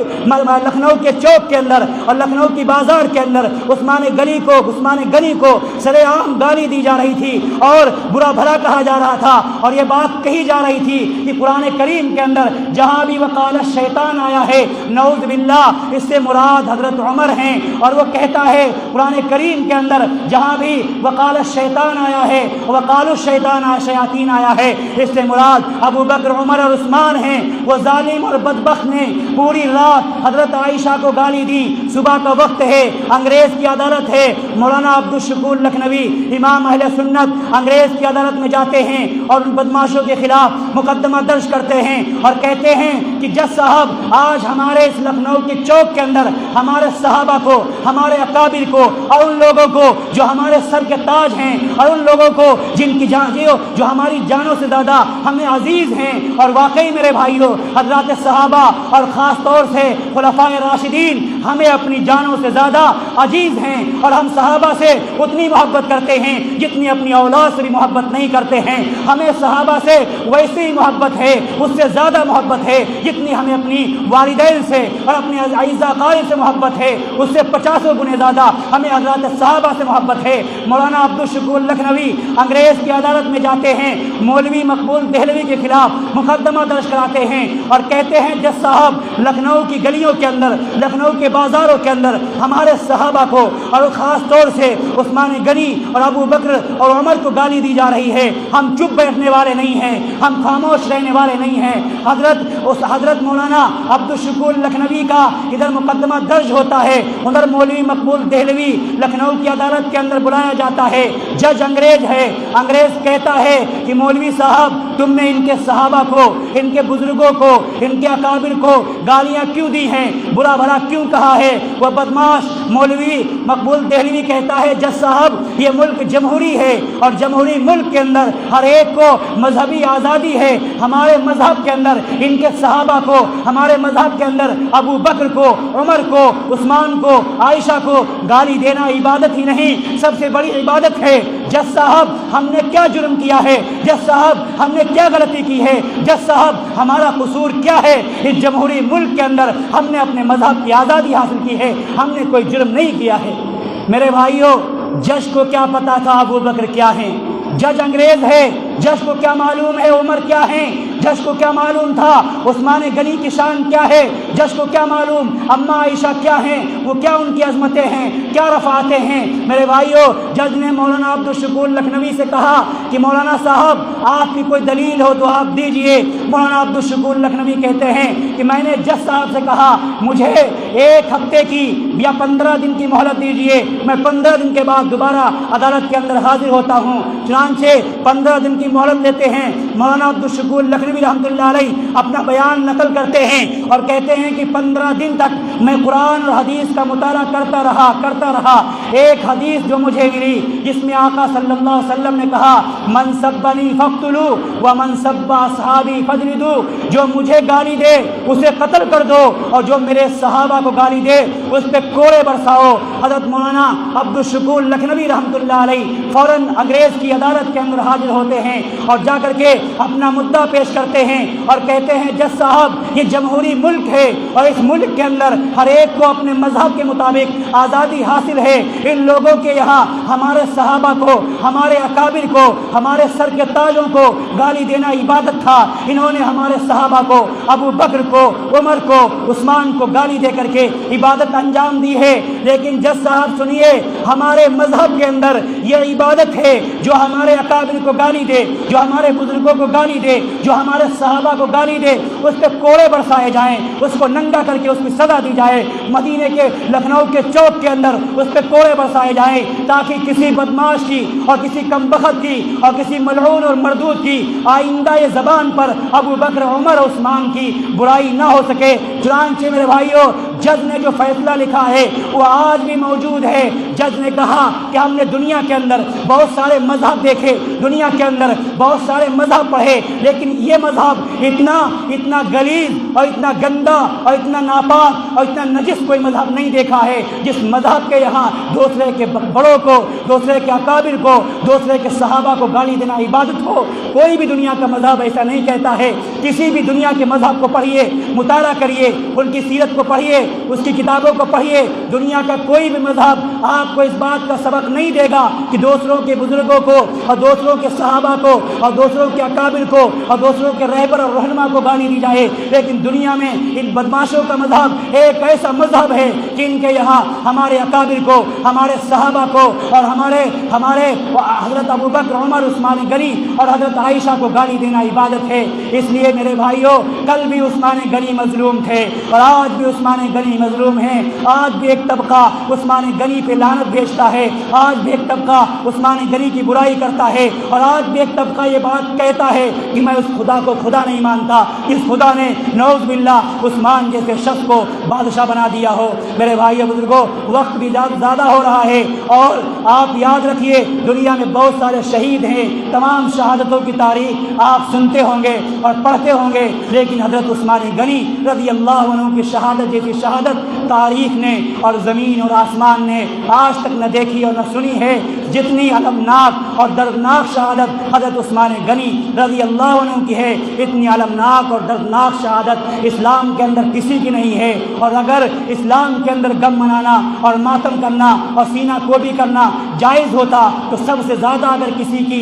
شہادت پہ غم منایا جاتا تو نبی کے دوہرے داماد حضرت عثمان غنی رضی اللہ تعالیٰ عنہ کی شہادت پہ غم منایا جاتا۔ لیکن میرے بھائیو بزرگوں، شہادت کوئی مصیبت نہیں ہے، شہادت اللہ کی جانب سے ایک نعمت ہے، شہادت اللہ کی جانب سے ایک تحفہ ہے، شہادت اللہ کی جانب سے ایک عطیہ ہے۔ لہذا شہادت غم منانے کی اجازت نہیں دیتا ہے، بلکہ شہادت ایک فخر کی چیز ہے، شہادت ایک خوشی کی چیز ہے، شہادت اللہ کی جانب سے ایک عطیہ ہے۔ ہم اللہ سے دعا کرتے ہیں کہ اللہ رب العزت ہمیں حضرات صحابہ کے اور خاص طور سے خلفائے راشدین کے طریقوں پہ چلنے کی توفیق عطا فرمائے۔ اللہ ہم سب کو بار بار ایسی مجلسوں کے اندر حضرات صحابہ کے شہداء اسلام کے تذکرے کہنے اور سننے کی توفیق عطا فرمائے، کیونکہ حضرات صحابہ کے اور شہداء اسلام کے تذکرے کرنا اور سننا یہ بھی عبادت ہے، اور اس کا بھی یہ بھی اسلام کا ایک حصہ ہے۔ اللہ سے دعا ہے اللہ ہم سب کو حضرات صحابہ کرام کے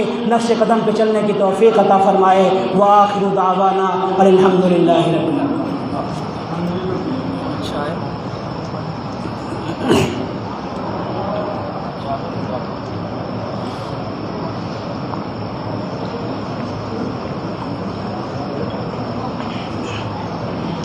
دعا کر لیں۔ یا رب صلی وسلم دائما ابدا علی حبیبک خیر الخلق کلہم۔ ربنا آتنا فی الدنیا حسنہ وفی الآخرۃ حسنہ وقنا عذاب القبر وقنا عذاب الحشر وقنا عذاب الدین۔ اللهم انا نسألك بأنك انت الله لا اله الا انت الاحد الصمد الذي لم يلد ولم يولد ولم يكن له كفوا احد۔ یا رب صل وسلم دائما ابدا على حبیبک خیر الخلق کلہم۔ ربنا آتنا فی الدنیا حسنہ وفی الآخرۃ حسنہ وقنا عذاب القبر وقنا عذاب الحشر وقنا عذاب الدین۔ اللهم انا نسألك الهدى والتقى والعفاف والغنى۔ اللهم انا نسألك علما نافعا وعملا متقبلا ورزقا واسعا وشفاء من كل داء۔ اللهم انا نعوذ بك من البرص والجنون والجذام وسيء الاسقام۔ اللهم عافنا في ابداننا واسماعنا وابصارنا لا الہ الا انت۔ یا اللہ آپ رحیم ہیں، آپ کی ذات کریم ہیں، یا اللہ آپ بے یاروں کے یار ہیں، آپ بے مددگاروں کے مددگار ہیں۔ اللہ آپ غم کی نیا کھینے والے ہیں، اللہ آپ اندھیرے گھر کے اجالا ہیں۔ اللہ ہم سب آپ کے در کے بھکاری ہیں، اللہ ہم سب آپ کے سامنے اپنے ہاتھوں کو پھیلائے ہوئے ہیں۔ اللہ ہم سب آپ کے در کے بھکاری ہیں۔ اللہ ایک روٹی کا بھکاری ہوتا ہے، ایک دروازے پہ جاتا ہے، لوگ اس کو دھتکار دیتے ہیں، وہ دوسرے دروازے پہ چلا جاتا ہے، وہاں سے دھتکارا جاتا ہے، وہ تیسرے دروازے پہ چلا جاتا ہے، یا اللہ ہم مسلمانوں کے لیے آپ کے در کے علاوہ کوئی در نہیں ہے، اللہ اگر آپ نے اپنے در سے ہمیں دھتکار دیا تو یا اللہ ہم کہاں جائیں گے؟ یا اللہ ہم سب آپ کے سامنے اپنے ہاتھوں کو پھیلائے ہوئے دین دنیا کی عافیت کا سوال کر رہے ہیں، یا اللہ دین دنیا کی عافیت عطا فرما دیجئے۔ اللہ آپ نے قرآن کریم کے اندر فرمایا ہے انتم الفقراء، کہ لوگو تم سب فقیر ہو، اور اے اللہ آپ نے یہ بھی کہا ہے الصدقات للفقراء، کہ صدقات فقیروں کے لیے ہیں۔ اے اللہ یقیناً ہم فقیر بھی ہیں اور صدقات بھی ہمارے لیے ہیں، اللہ اپنی رزاقی کا صدقہ ہم سب کو عطا فرما دیجئے، اللہ اپنے رحیمی کا صدقہ ہم سب کو عطا فرما دیجئے، اللہ اپنی غفوری اور غفاری اور ستاری کا صدقہ ہم سب کو عطا فرما دیجئے۔ اللہ تیرے یہ بندے تیرے صحابہ کرام کے تذکرے خیر کو سننے کے لیے یہاں جمع ہوئے ہیں، اللہ سب کے جمع ہونے کو قبول فرما لیجئے، اللہ سب کے جمع ہونے کو قبول فرما لیجئے، اللہ کہنے اور سننے میں جو کوتاہیاں ہوئی ہوں اس کو معاف فرما دیجئے، اللہ ہم سب کو حضرات صحابہ سے سچی عقیدت اور محبت نصیب فرما دیجئے، اللہ ہم سب کے دلوں کے اندر حضرات صحابہ کی محبت پیدا فرما دیجئے، اللہ ہم سب کو حضرات صحابہ کا سچا غلام اور خادم بنا دیجئے، اللہ بار بار ایسی مجلسوں میں حاضری کی توفیق عطا فرما دیجئے،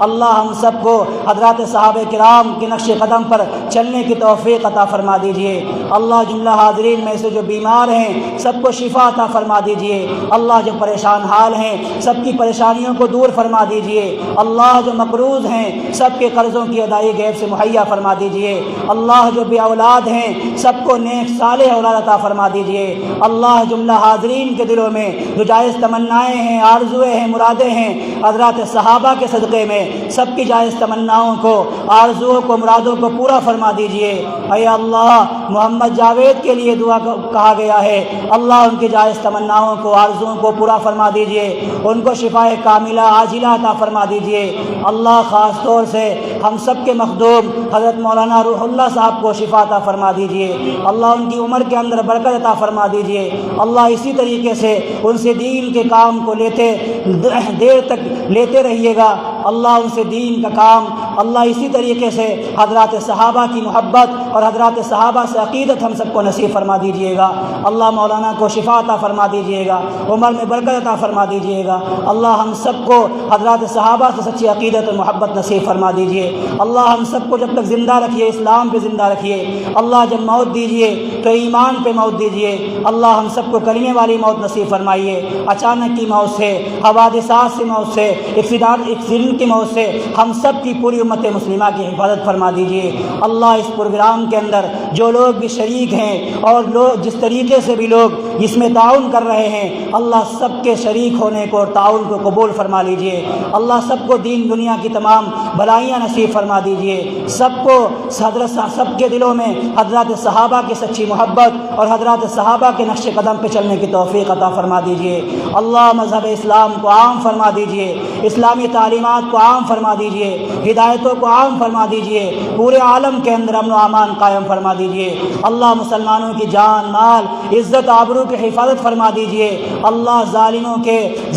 کے ظلم سے، بدخواہوں کی بدخواہی سے مسلمانوں کی حفاظت فرما دیجئے، اللہ پورے عالم کے اندر خاص طور سے ہمارے اس ملک کے اندر امن و امان شانتی قائم فرما دیجئے، اللہ خاص طور سے ہمارے اس ملک کے اندر دین کی فضا قائم فرما دیجئے، صحابہ سے سچی عقیدت اور محبت نصیب فرما دیجئے، اللہ تمام مسجدوں کی، مدارس کی، مساجد کی، دینی خانقاہوں کی، دینی درسگاہوں کی، تبلیغی جماعت کی، مراکز کی حفاظت فرما دیجئے، اللہ دین کا کام کرنے والوں کی حفاظت فرما دیجئے، اللہ بہت سے لوگوں نے دعاؤں کے لیے کہا ہے، بہتوں کا حق بنتا ہے، سب کی جائز تمناؤں کو، آرزوں کو، مرادوں کو پورا فرما دیجئے، اللہ ہمیں مانگنا بھی نہیں آتا ہے، بے مانگے عطا فرما دیجئے، جو مانگا ہے، جو مانگنے سے رہ گیا ہے، حضرت محمد الرسول اللہ صلی اللہ علیہ وسلم کے صدقے طفیل میں سب کچھ عطا فرما دیجئے، لا الہ الا انت سبحانک انا کنا من الظالمین، وصلی اللہ تعالی علی خیر خلقہ محمد وآلہ اصحابہ اجمعین،